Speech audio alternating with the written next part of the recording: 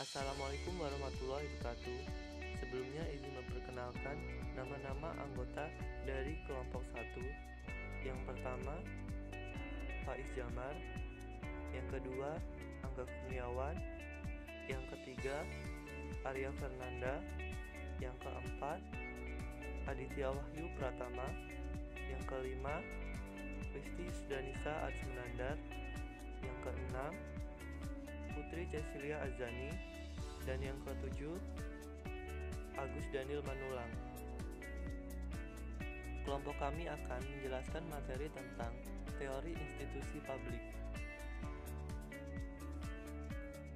Teori institusional atau institutional theory atau teori kelembagaan, dasar pikirannya adalah terbentuknya organisasi oleh karena tekanan lingkungan institusional yang menyebabkan terjadinya institusionalisasi. Zackler dalam Donaldson menyatakan bahwa ide atau gagasan pada lingkungan institusional yang membentuk bahasa dan simbol yang menjelaskan keberadaan organisasi dan diterima atau taken for granted sebagai norma-norma dalam konsep organisasi. Teori kelembagaan dalam administrasi publik berkaitan dengan organisasi dan manajemen institusi publik, mencakup hubungan antara struktur organisasi, peraturan terkait serta norma-norma dan proses organisasi, perilaku, hasil, dan akuntabilitas lembaga publik. Dalam administrasi publik, istilah lembaga biasanya mengacu pada sebuah organisasi publik yang dapat memanggil otoritas negara untuk menegakkan keputusannya. Dalam konteks ini, lembaga-lembaga umum didefinisikan sebagai konstruksi sosial, aturan dan norma-norma yang membatasi perilaku individu dan kelompok.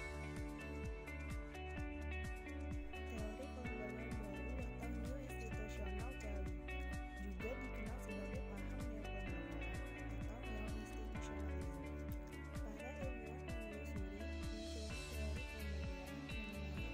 terhadap munculnya paham perilaku ini sosial. Dalam suatu peristiwa, teori kelembagaan yang mungkin merupakan pendekatan teoritis tunggal yang terpopuler dan berselanjut di dalam administrasi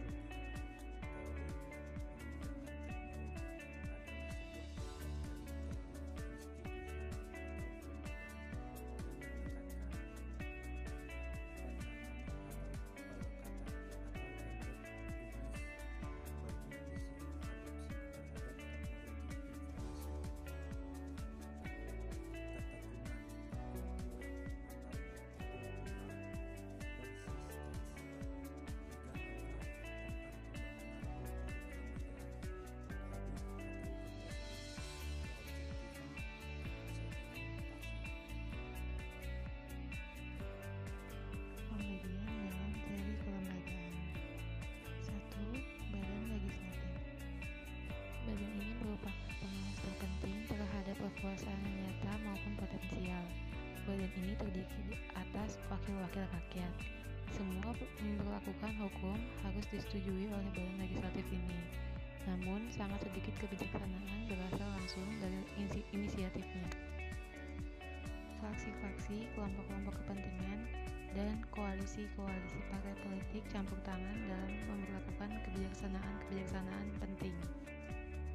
Badan legislatif dalam mengusulkan rancangan undang-undang khusus, sekalipun ada krisis dalam jumlah suara, tetapi mereka meninjau, mengkritik, mengusulkan perubahan, memperbaiki, dan sering menolak rancangan undang-undang.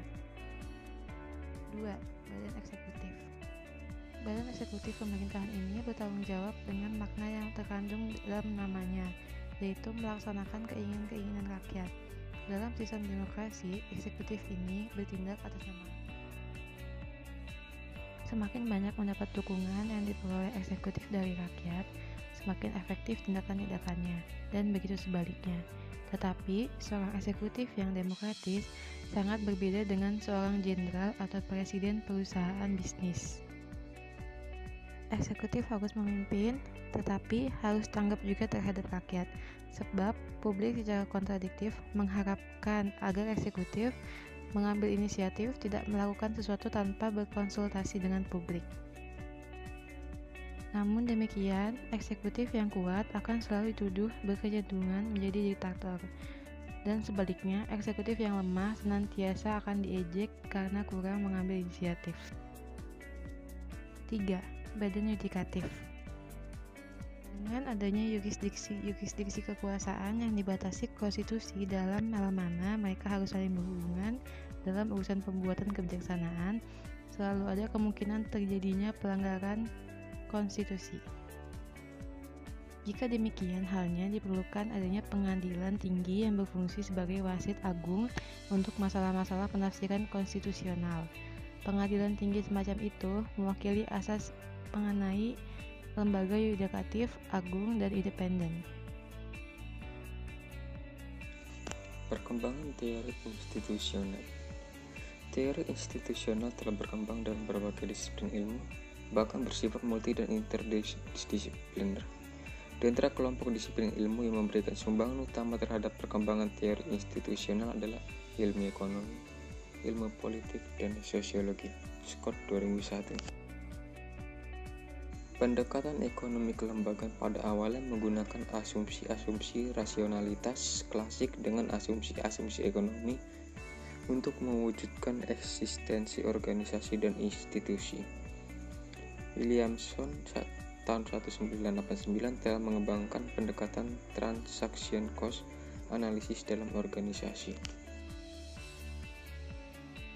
Dan selanjutnya, dalam teori neo-institusional, menekankan pada pentingnya peranan agen dalam sistem ekonomi.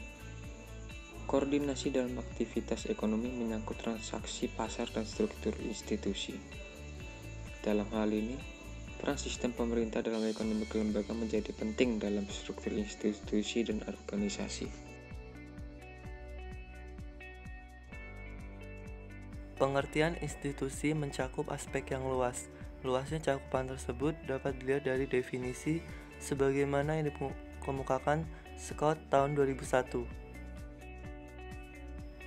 Institusi adalah struktur sosial yang memiliki tingkat ketahanan yang tinggi.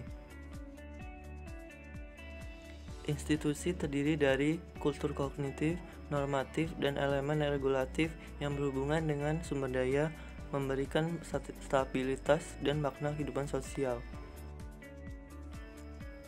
Institusi ditransmisikan oleh berbagai jenis operator, termasuk sistem simbol, sistem relasional, rutinitas, dan artefak. Institusi beroperasi pada berbagai tingkat yurisdiksi, dari sistem dunia ke hubungan interpersonal lokal. Institusi menurut definisinya berarti kestabilan, tetapi dapat berubah proses, baik yang selalu bertambah maupun yang tersendat. Pengaruh ilmu politik dalam perkembangan teori institusi awalnya dapat dilihat dari dua hal. Pertama, menerapkan rational choice economics model pada sistem politik. Kedua, pandangan historis tentang sifat institusi yang berpengaruh besar terhadap konstruksi aktor dan kepentingannya. Scott 2001 mengembangkan 3 pilar dalam tatanan sebuah kelembagaan, yaitu regulatif, normatif, dan kognitif. Pilar regulatif menekankan aturan dan pengaturan sanksi. Pilar normatif mengandung dimensi evaluatif dan kewajiban. Sedangkan pilar kognitif melibatkan konsepsi bersama dan frame yang menempatkan pada pemahaman makna. Setiap pilar tersebut memberikan alasan yang berbeda dalam hal legitimasi. Bagi yang berdasarkan sanksi hukuman, secara kewenangan moral, dan dukungan budaya.